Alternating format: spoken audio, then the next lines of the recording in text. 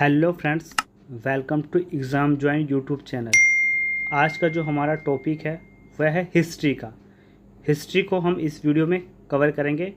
इससे पहले भी हमारी हिस्ट्री की सीरीज़ आती रही है, जिसमें हमने जिन टॉपिक को कवर किया है वह है पूर्व पाषाण काल, मध्य पाषाण काल तथा नव पाषाण काल। इसके अलावा हमने सिंधु घाटी सभ्यता, वैदिक सभ्यता में हमने ऋग्वेदिक काल तथा उत्तर वैदिक काल को कवर कर चुके हैं। अब हमारा चल रहा है प्राचीन भारत का इतिहास, जिसमें हम करेंगे बौद्ध धर्म के बारे में। इसके अलावा जो हमारी सीरीज़ चल रही है वो चल रही है करंट अफेयर की सीरीज़ 2023। ठीक है, 6 महीने के अंदर यानी अब जनवरी से लेके जून तक करंट अफेयर की सीरीज़ कैटेगरी वाइज आपको मिल रही है। सभी का लिंक आपको इस वीडियो की डिस्क्रिप्शन में मिल जाएगा, आप उसे जाके देख सकते हैं। तो चलिए आज करते हैं बौद्ध धर्म, गौतम बुद्ध। इनका जो पूरा है इतिहास उसको हम इस वीडियो में कवर करेंगे। 563 से 483 ईसा पूर्व। तो बौद्ध धर्म के जो संस्थापक हैं वो गौतम बुद्ध माने जाते हैं। ठीक है, बौद्ध धर्म के संस्थापक जिन्हें एशिया का ज्योतिपुंज कहा जाता है। लाइट ऑफ एशिया बुक लिखी है अरविंद अर्नाड ने। ये इंपॉर्टेंट है, अरविंद अर्नाड ने लाइट ऑफ एशिया बुक लिखी है। बौद्ध का अर्थ क्या है ये भी इम्पोर्टेंट है, प्रकाशमान तथा जागृत होना। गौतम बुद्ध के समकालीन जो राजा थे वो एग्ज़ाम में पूछे जा सकते हैं। यानी जब गौतम बुद्ध थे तो उनके टाइम में किसका शासन था? तो राजा बिंबिसार तथा उसका पुत्र अजातशत्रु था। अजातशत्रु ने जो बाद में बौद्ध धर्म को अपना लिया था। तो गौतम बुद्ध का ये हमारा कुछ सा इम्पोर्टेंट टॉपिक बेसिक से। अब इनके हम प्रारंभिक जीवन के बारे में करेंगे। गौतम बुद्ध प्रारंभिक जीवन। सबसे पहले गौतम बुद्ध का जन्म 563 ईसा पूर्व में कपिलवस्तु के लुम्बिनी, जो कि प्रेजेंट में नेपाल में स्थित है, नामक स्थान पे हुआ था। इनके बचपन का नाम पूछा जा सकता है सिद्धार्थ था। गौतम बुद्ध का जो शुरुआती नाम था वो सिद्धार्थ ही था, परंतु जब इन्होंने ज्ञान की प्राप्ति हुई उसके बाद इन्हें गौतम बुद्ध कहा जाने लगा। ये क्षत्रिय कुल से थे। इनके पिता सुशोधन शाक्य गण के मुखिया थे। ठीक है, इनकी जो माता का नाम था वो था माया देवी था। जितनी भी रेड लाइन की हुई हैं ये बहुत इंपॉर्टेंट है आपके लिए, यही एग्ज़ाम में पूछी जाती हैं। तो ये एसएससी एग्ज़ाम हो या सीएचएसएल का एग्ज़ाम हो तो इसमें पूछा गया है। बाकी जो वीडियो है काफ़ी अच्छी आपके लिए आती है, अच्छी प्रेजेंटेशन के साथ, तो इसे लाइक शेयर सब्सक्राइब जरूर करें। माता का नाम इनकी माया देवी था। ठीक है, जिसमें उनकी मृत्यु उनके 7 दिन बाद हो गई थी। इनके जन्म के 7वें दिन बाद इनकी माता की मृत्यु हो गई थी। इसके बाद इनका जो लालन पोषण है वो सौतेली माँ प्रजापति ने किया था। गौतम बुद्ध का विवाह 16 वर्ष की आयु में यशोधरा के साथ हुआ, जिसके इनका बेटा हुआ राहुल। इनका बेटे का नाम पूछा जा सकता है राहुल था। तो इनका प्रारंभिक जीवन था। अब आगे का जो टॉपिक है कि इन्होंने कैसे गृह त्याग किया या उपदेश, सभी को हम अच्छे से इस वीडियो में कवर करेंगे। तो इनका आगे जो चीज़ें हैं सभी को हम कवर करते जाएंगे। इनके घोड़े का नाम कथक था। ठीक है, और इनके जो सारथी थे उनका नाम था चन्य तथा छंदक। तो एक है विशाख पूर्णिमा जो बौद्ध धर्म का सबसे पवित्र त्यौहार माना जाता है। तो विशाख पूर्णिमा के दिन ही इनका जन्म हुआ महात्मा बुद्ध का। उसी दिन इनको ज्ञान की प्राप्ति हुई तथा उसी दिन ये निर्वाण प्राप्त हुई, यानी महानिर्वाण यानी मृत्यु को प्राप्त हुए। तो एक ही दिन सभी चीज़ें हुई, इसलिए ये जो विशाख पूर्णिमा जिसे बौद्ध पूर्णिमा कहते हैं, बौद्ध धर्म का सबसे पवित्र त्यौहार माना जाता है। तो हड़प्पा सभ्यता, वैदिक सभ्यता तथा वैदिक सभ्यता, ये चीज़ें आप देख रहे हैं थंबनेल में, ये आपके लिए पहले वीडियो आई हैं। देखिए थंबनेल में, जिसे प्रेजेंटेशन के साथ थंबनेल है वैसे पूरी वीडियो भी है। ठीक है, काफ़ी अच्छे तरीके से चित्रों की सहायता से आपको वीडियो करवाई गई है। सभी का लिंक आपको इस वीडियो के डिस्क्रिप्शन पे मिल जाएगा, आप उसे जाके देख सकते हैं। नेक्स्ट, गौतम बुद्ध गृह त्याग। 29 वर्ष की आयु में संसारिक दुखों से द्रवित होकर इन्होंने गृह त्याग कर दिया था। 29 वर्ष की आयु में, उम्र पूछी जा सकती है। इनके गृह त्याग की घटना को बौद्ध मतावली में महाभिनिष्क्रमण कहते हैं। ठीक है, सिद्धार्थ जब कपिलवस्तु की ओर सैर करने निकले तो उन्होंने 4 दृश्यों को देखा था। वो कौन से दृश्य थे? ठीक है, तो उन्होंने देखा बूढ़ा व्यक्ति, एक बीमार व्यक्ति, एक शव तथा एक सन्यासी। इन 4 लोगों को इन्होंने देखा था। ये पूछा जाता है एग्ज़ाम में, बहुत इंपॉर्टेंट है कि जब ये मतलब ज्ञान प्राप्ति के लिए वैसे जब ये निकले थे तो इन्होंने किन लोगों को देखा था। तो इन्होंने 4 ऐसे लोगों को देखा था। ठीक है, आगे बौद्ध ने गृह त्याग के पश्चात अनोमा नदी के किनारे अनोवा स्थान पर पहुंचकर सिर मुड़वाकर भिक्षु वस्त्र धारण कर लिए, क्योंकि इन्होंने गृह संन्यास मतलब बिल्कुल गृह त्याग कर दिया था। ठीक है, कालांतर में इस स्थान पर चूड़ामणि तथा कथकराम विहार का निर्माण हुआ है। इस स्थान पर गृह त्याग के बाद सिद्धार्थ ने वैशाली के अलार कलाम से सांख्य दर्शन की शिक्षा ली। ये इनके पहले गुरु थे, अलार कलाम। ठीक है, ये बहुत इंपॉर्टेंट है, इनके पहले गुरु का नाम अलार कलाम सांख्य दर्शन के आचार्य थे। इसी कारण बौद्ध धर्म पर सांख्य दर्शन का प्रभाव पड़ा। दूसरे गुरु उदरक थे इनके। ठीक है, अब नेक्स्ट, अब आगे देखिए वीडियो में। आगे गौतम बुद्ध को ज्ञान प्राप्ति। ठीक है, जब वो वहाँ से निकले तो उनको ज्ञान प्राप्ति कैसे कहाँ काम हुई। 35 वर्ष की आयु में उरेलवा में, ठीक है, एक पीपल वृक्ष के नीचे समाधि की अवस्था में 49वें दिन वैशाख पूर्णिमा की रात सेनानी ग्राम में फल्गु नदी के तट पर सिद्धार्थ को ज्ञान की प्राप्ति हुई। ठीक है, अब इसमें इंपॉर्टेंट क्या क्या है देखो। पीपल के वृक्ष के नीचे एग्जाम में पूछा जाता है किस वृक्ष के नीचे तो उनको ज्ञान की प्राप्ति हुई, तो वही पीपल के वृक्ष के नीचे। उम्र पूछा जा सकता है 35 वर्ष की उम्र में, एक वैशाख पूर्णिमा की रात। ठीक है, फाल्गु नदी पर पूछा ही गया एग्जाम में कि इन्हें किस नदी के तट पर सिद्धार्थ को ज्ञान की प्राप्ति हुई थी, वो फाल्गु नदी है। ज्ञान प्राप्ति के बाद सिद्धार्थ को बोध के नाम से जाने लगा तथा वह स्थान बोध गया कहलाया। ज्ञान प्राप्ति की इस घटना को संबोधि कहते हैं। ठीक है, आगे 6 वर्ष तक बौद्ध द्वारा सत्य की खोज का प्रयास आर्य प्रेषणा कहलाता है। ये रेड लाइन बहुत इंपॉर्टेंट है, अब इसको देखते जाइए, रेड वर्डिंग। महात्मा बुद्ध ने सर्वप्रथम उर्वेला में तपस्या की थी। इनकी तपस्या का पूछा जाता है कि सबसे पहले तपस्या कहाँ की थी, उरुवेला में सबसे पहले तपस्या की थी।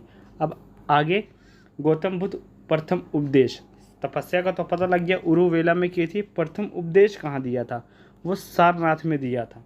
ठीक है, जिसमें उन्होंने तथा जिसमें इस परंपरा को धर्मचक्र प्रवर्तन कहा जाता है। इनका प्रथम उपदेश जो सारनाथ में दिया गया था उसे धर्मचक्र प्रवर्तन कहा जाता है। प्रथम उपदेश जो था जनसाधारण भाषा पाली में दिया था। आपको जैसे मैंने बताया कि हमारी करंट अफेयर की सीरीज चल रही है जिसमें सैन्य अभ्यास बहुत अच्छे तरीके से करवाया गया है। ठीक है, भारत में पहला, ये तो पूछिए मत, इसका रिस्पॉन्स काफ़ी अच्छा रहा लोगों का। आगे भूगोलिक GI टैग, इनका रिस्पॉन्स काफ़ी अच्छा रहा। ये हाल फिलहाल में वीडियो अपलोड हुई है। ठीक है, इसको आप ज़रूर देखिएगा। इन सभी का लिंक आपको इस वीडियो के डिस्क्रिप्शन में मिल जाएगा। आगे बौद्ध धर्म प्रचार, तो बौद्ध धर्म का धर्म प्रचार कैसे कैसे हुआ। बौद्ध धर्म का सर्वाधिक प्रचार कौशल राज्य में हुआ था। कौशल में बौद्ध के सर्वाधिक अनुयायी बने। कौशल की राजधानी क्या थी, श्रावस्ती थी, जिसमें बौद्ध ने सबसे ज़्यादा अपना समय व्यतीत किया था, 20 वर्ष। इनके प्रमुख अनुयायी शासक कौन थे, बिंबिसार, प्रसेनजित, उदयन तथा अजातशत्रु। ये वैसे शासक थे जो इनके अनुयायी थे। ठीक है, इन्होंने बाद में बौद्ध धर्म को अपनाया भी बहुतों ने।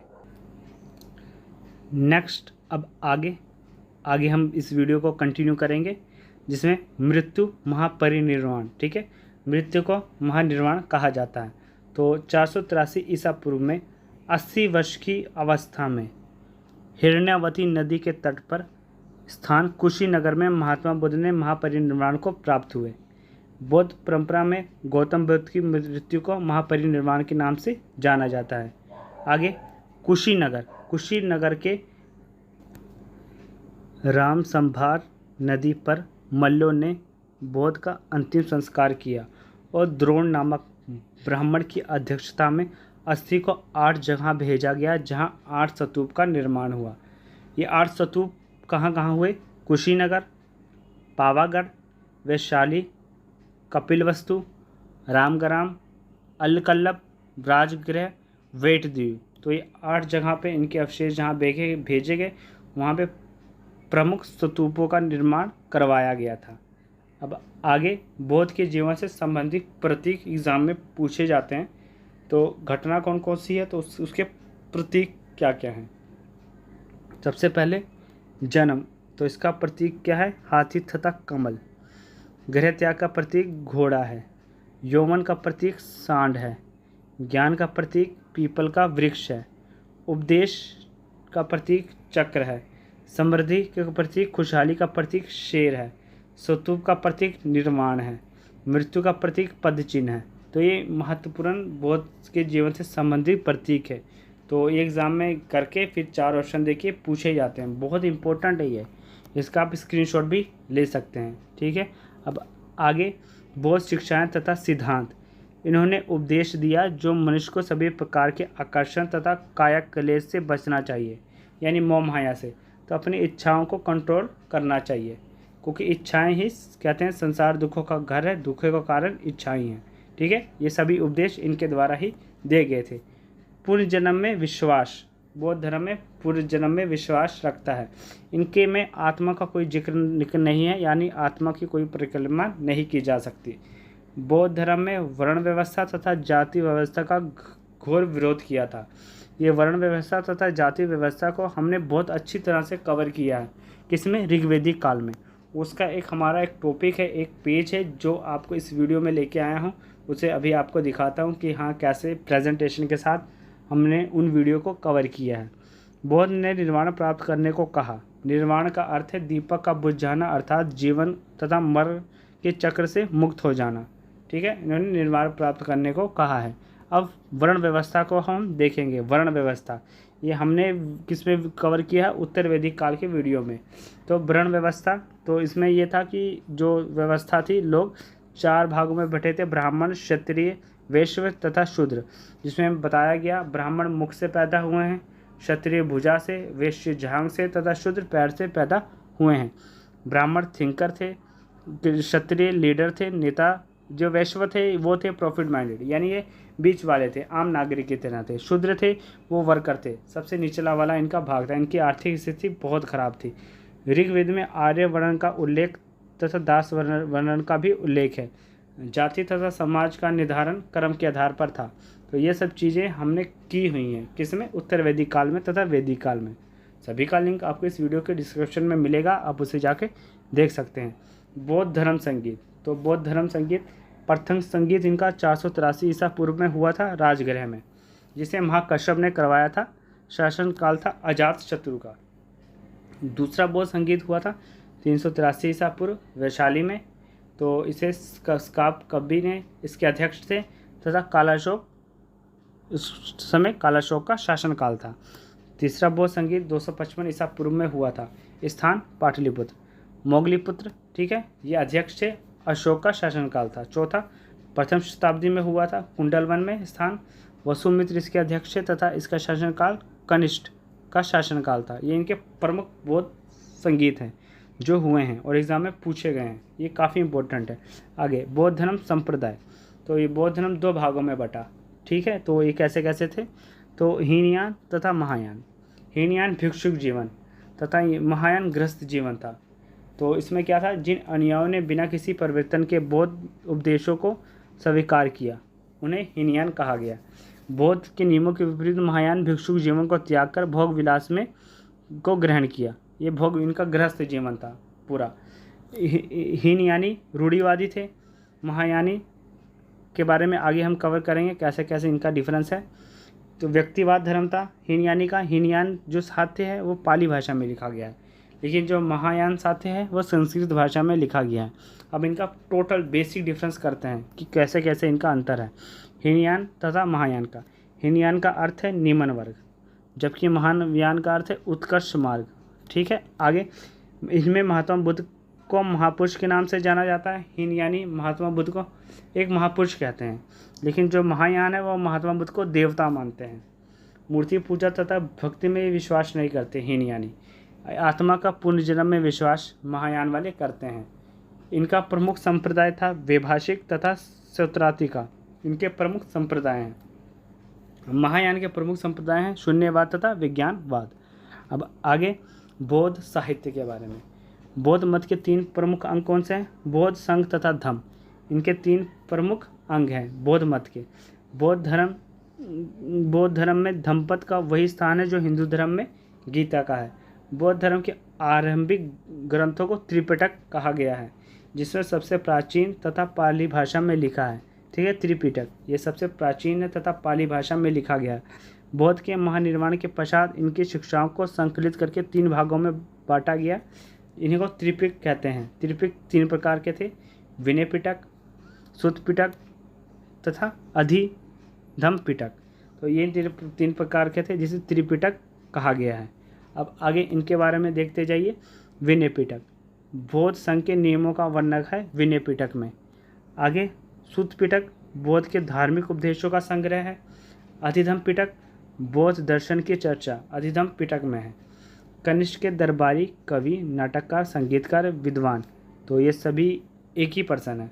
अश्वघोष ने बोधचरित्र नामक ग्रंथ की रचना की, जिसे बौद्ध का जीवन चरित्र कहा जाता है। ठीक है, ये बहुत इंपॉर्टेंट है। अश्वघोष ने बोधचरित्र नामक ग्रंथ की रचना की थी।